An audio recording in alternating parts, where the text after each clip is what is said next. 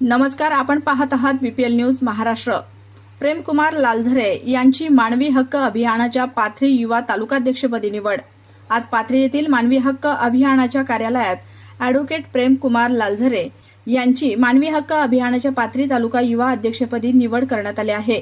या निवडीचे पत्र मानवी हक्क अभियान परभणी जिल्हा अध्यक्ष पप्पूराज शेळके व मराठवाडा अध्यक्ष रघुनाथ कसबे, प्राध्यापक सदाशिव हिवाळे, बाळासाहेब नवगिरे, मानवत तालुका उपाध्यक्ष माननीय सुनील आरे, शाहीर चंद्रकांत हिवाळे, अॅडव्होकेट भगवान हिवाळे, विठ्ठल कदम साहेब यांच्या प्रमुख उपस्थितीत देण्यात आले।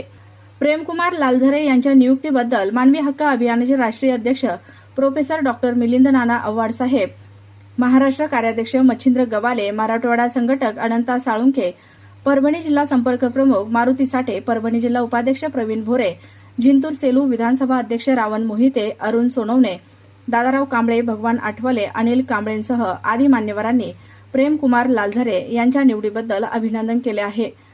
अशाच नवनवीन ताज्या घडामोडी, बातम्या व जाहिरातींसाठी बीपीएल न्यूज महाराष्ट्राला लाईक करा, शेअर करा, सबस्क्राईब करा।